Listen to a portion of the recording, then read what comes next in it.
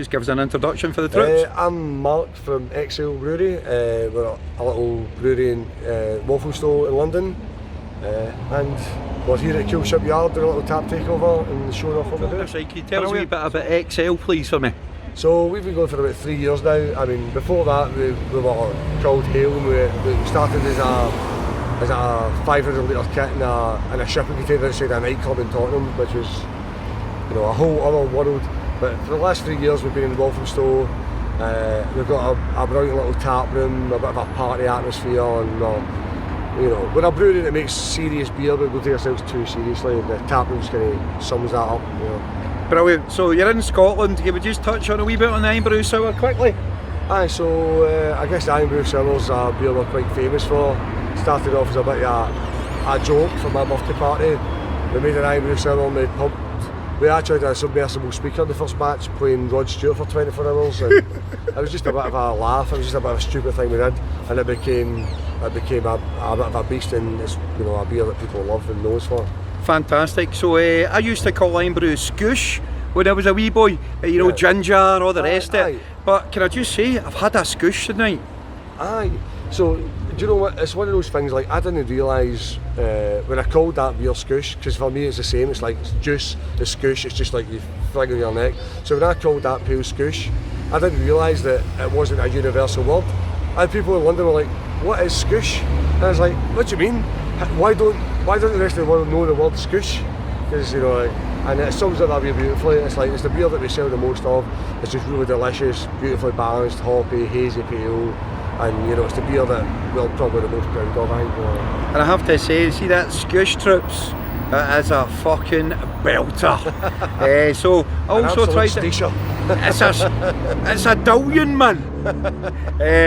Bringing on to your next one I wanted to talk to you about, and it's the old Bossa. Aye, so Bossa, so we've got a brilliant brewery team. We've got a head brewer, Josh, who's just like the science geek, and we've got another boy who works with us, Bruno, who's been with me since those shipping container days. And this was one of the times when I just said to Bruno, like, make a beer, this is your chance to go for it.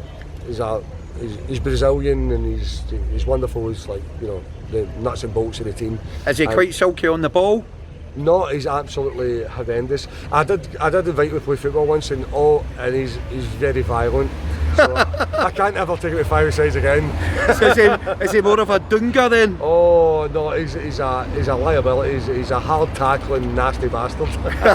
But he has come up with a beautiful recipe for this Bossa. So we make a 2,000 litre batch, and there's 100 litres of concentrated blueberry puree and 50 litres of concentrated lychee puree. It's like incredibly potent fruity flavour.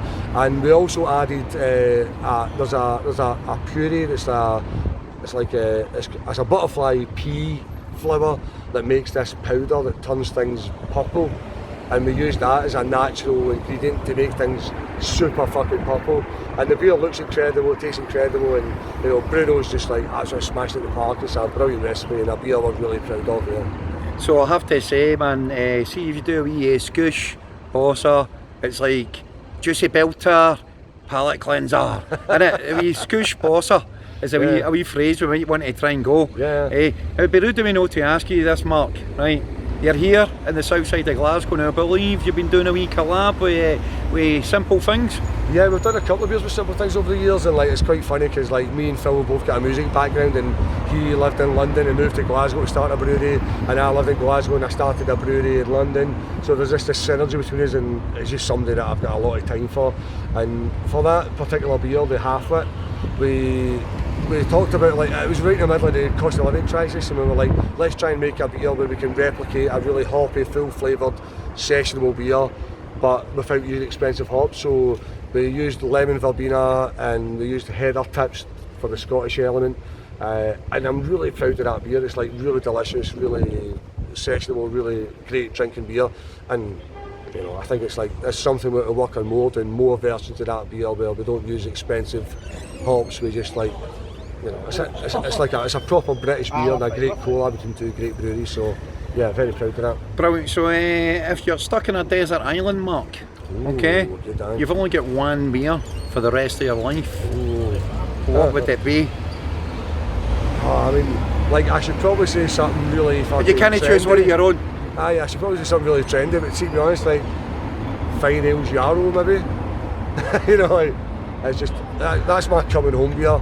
As soon as I got off the train today, I went to the Lauriston, had a pint of Yarrow, and that's just a coming home beer to me. It's just perfect, delicious, sessionable, and I shouldn't say this, but I do fucking love the big juicy tenants. do you know, it's a bit of a, there's been a bit of an elephant in the room, isn't there? And we've not even discussed this. Beer. But I tell you, see, you get good lines. You can't beat a wee juicy tea, can you? And like loads of brewers that I know who are too cool to admit it, but fucking tenant's a good beer. Tell you, you'll be the first person. Do you know, say you've saying that, I'm going to give you another one, Mark. Yeah. Another beer. Another Desert Island beer. I'm going to say Taras Bulba. You know, like I love beers that are like beautifully balanced and designed, and they're like, I should probably say this as a beer, as a brewer that makes loads of hoppy beers. Like, it's easy to just chuck loads of expensive hops in a beer; it'll taste delicious. But the harder thing to do is to make a beautifully balanced beer using esters and slow fermentation, and you know, it's harder to make a beer like that. So, like for me, Taras Bulba, Desert Island beer, it's just like beautifully balanced, all that Brussels, you know, like all those like amazing Belgian esters and just delicious. Fantastic, Mark. Now, just before I go, I'd be rude of me not to mention this. The roots for yourself, I believe you're a bit of an East End lad. Aye, well, I originally grew up in Cumbernauld, but like, I spent a lot of my years in Denniston, and when I was there today in Redmond's in Denniston, like fucking hell, where was that? 20 years ago.